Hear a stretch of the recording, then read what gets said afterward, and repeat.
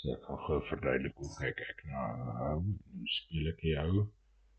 So ek het hierdie hou wat ek gaan speel, ek het 'n screenshot gevat om dit makliker te maak en te kan verduidelik. So hier het ek die screenshot. So die eerste ding wat ek doen, ek kyk hierso na my mapping. Die mapping vir die colorway is 97 level eisters of 100 eisters gevat.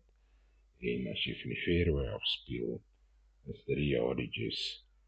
Maar dit is vir wanneer jy net 'n crosswind het of wanneer jy 'n klein bietjie van 'n tailwind het. Wanneer jy headwind het, dan gaan hierdie yardages nie so lekker uitwerk. So die eerste manier is, jy kyk suiwer net na mapping, okay? Die 6 eyster full backspin teen 96% gaan vir my so 163 yards speel. So die 6 eyster full backspin vat. Want ek kyk nou suiwer net na mapping. Ek kyk na niks anders nie, okay? Ek het nou gesê ek moet om 96 omtrent slaan. Right, kom ons loop dit vir die windrift, 96%. Gaan daar wees. Okay, ek gaan so 4-5 yards kort wees, minimum 6 yards kort. Okay? Want dis wanneer 'n mens suiwer net na mapping kyk.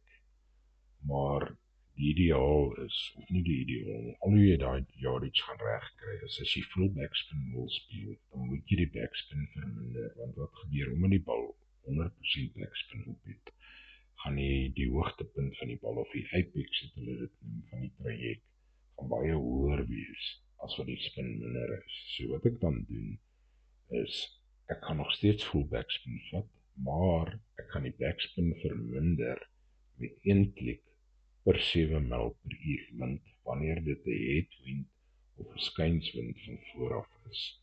Okay, so hier vat ek nou weer eens, my 6 eyster full backspin, ek kan die 14 yards van die wind vat, want ek wil nou die wind wil ek verminder, of die backspin verminder as gevolg van die wind, so ek vat 14 mid-range wind, gedeel deur 7, geef my 2, so ek kan 2 kliks backspin terugsit op die 6 eyster teen 96% om te kompenseer vir die wind, draai ek 'n bietjie laer te maak.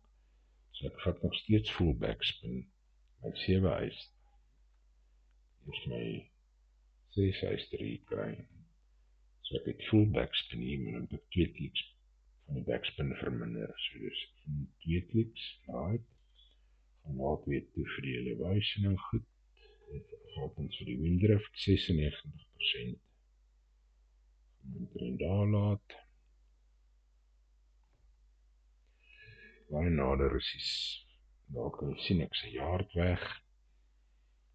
Okay, die ander manier hoe mense die hou kan speel, is jy kan op jou mapping gaan kyk na, as jy 3 kliks backspin het. Okay, so in hierdie geval het ek, as ek 100% 'n 7 eyster teen 3 kliks backspin, dan gaan ek so 165 yards omtrent kry. Okay, so ek gaan nou terug na hierdie ene toe 7 eyster. Kom ek hierdie 7 eyster, full backspin, val ons 3 kliks backspin. So dit is 2, bietjie te veel, daar is 2, 3, daar so omtrent. Ek moet erin reg, so ek moet hierdie ding nou teen 99% slaan, om dan erin die yardage reg te kry. So te sê voor, maar nie tot op die edge nie, 99%.